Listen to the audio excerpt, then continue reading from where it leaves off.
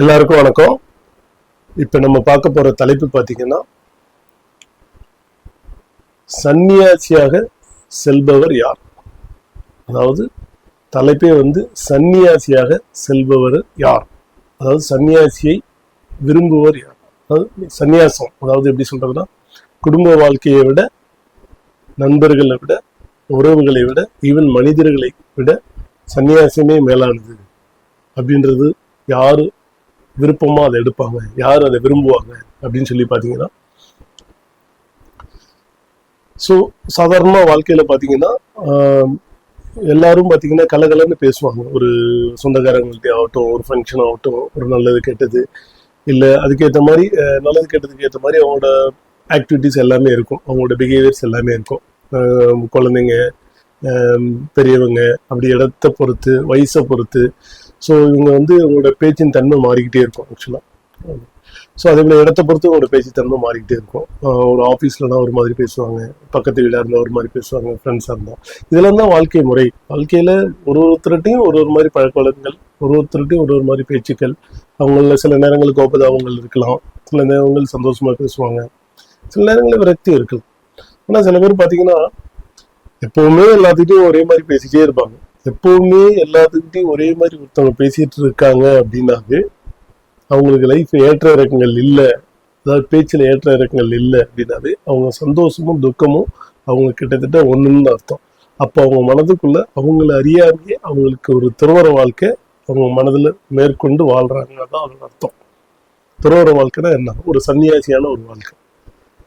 சரி, இது நடைமுறை வாழ்க்கையிலேயே இவங்க இருப்பாங்களா அப்படின்னா, சில மனிதர்கள், அதாவது ஒன்பதாம் அதிபதி நல்லா இருக்கிற பட்சத்துல அவங்க என்ன பண்ணுவாங்க, இந்த சந்நியாச வாழ்க்கையை தனது மனதளவில் வைத்துக்கொண்டு தன்னோட பேச்சிலையும் சரி, சந்தோஷங்களையும் சரி, அல்லது சுகதுக்கங்களிலும் சரி, ஒரு ஏற்ற இறக்கங்கள் இல்லாம அதுவும் ஒரே மாதிரி மனிதர்கள்ட்ட கேட்கறதுக்கு பதில் சொல்லுவாங்க.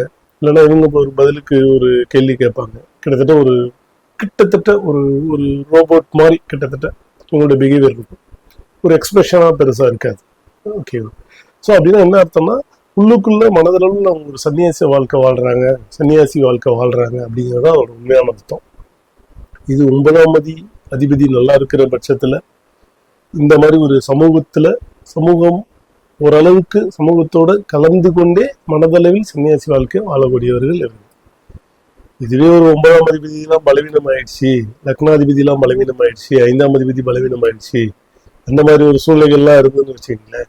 ஸோ முழுவதுமா சன்னியாசி வாழ்க்கையை நோக்கியே அவங்க கிளம்பிடுவாங்க. அதாவது எதையுமே யோசிக்க மாட்டாங்க.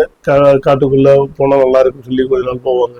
சித்தர்கள் பீடம், இல்லை ஒரு கோயில் குளம், அந்த மாதிரி போவாங்க. ஸோ எல்லாரும் தான் கோயில் குளம் போறாங்க, எல்லாரும் தான் சித்தர்கள் போறாங்க. ஒன்ஸ் இன் ஒயில் அது ஓகே, கும்பலை போற வேண்டியதான், எல்லாமே போகதான் செய்யணும்.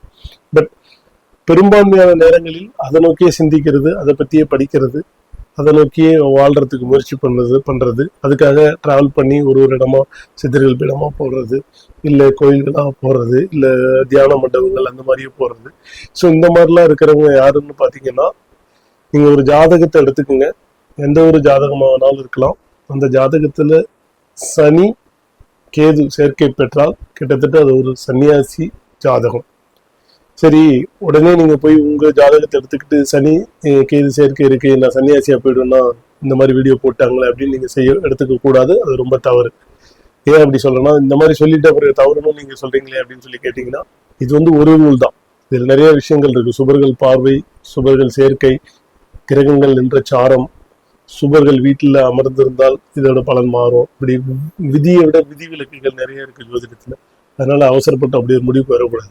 ஆனால் சனி கேது சேர்க்கை இருந்துச்சு அப்படின்னா அது எந்த பாவகத்தில் இருந்தாலும் சரி, அந்த பாவகத்தின் வழியே சந்நியாசத்தை அது தேடும். இதுதான் சன்னியாசி. இது யோகம்னு எடுத்துக்கிட்டாலும் சரி, இது அவயோகம்னு எடுத்துக்கிட்டாலும் சரி. ஏன்னா ஒரே விஷயத்த இது யோகம்னு எடுத்துக்கலாம். அதாவது சன்னியாசத்தை விரும்புபவர்கள், குடும்பம், நண்பர்கள், மனிதர்கள் மீது நம்பிக்கை இழந்தவர்கள், இவர்கள்லாம் பார்த்தீங்கன்னா சன்னியாசத்தை விரும்புவாங்க. இவர்கள் இதை யோகம்னு எடுத்துக்க போறாங்க. அவங்க ஏன் இதை அவயோகம்னு எடுத்துக்க போறாங்க? அதே குடும்பத்தோட ஒருங்கிணைந்து குடும்ப வாழ்க்கை, நண்பர்கள், நல்லது கெட்டது இந்த மாதிரி வாழக்கூடியவங்க இது அவயோகம்னு எடுத்துக்குவாங்க. ஸோ ஒரு விஷயம் நமக்கு பிடிச்சா அது யோகம்னு எடுத்துக்குவோம், பிடிக்கலன்னா அது அவயோகம் எடுத்துப்போம். இதுதான் யதார்த்தம். எல்லாரும் ஒரு விஷயத்த யோகம்னு எடுத்துக்க மாட்டோம், எல்லாரும் ஒரு விஷயத்த அவயோகம்னு எடுத்துக்க மாட்டோம். ஸோ சன்னியாசி ஜாதகன்றது சனி கேது சேர்க்கை பெற்று எந்த பாவகத்தில் இருந்தாலும் அந்த பாவகத்தின் வழியே அது சன்னியாசத்தை தூண்டும். ஆனால் அது முழுமையான சன்னியாசி என்று சொல்லும்போது அது லக்னத்தோடையோ இல்ல லக்னாதிபதியோடையோ இந்த சனி கேது சேர்க்கை பெற்று அமரும் பொழுது அல்லது லக்னத்தோடையோ லக்னாதிபதியோடையோ சேரும் போது இல்ல அமரும் பொழுது இது முழுமையாக சந்நியாசத்தை ஒரு நாள் அவர்களுக்கு கொடுத்தே தீரும். நன்றி, வணக்கம்.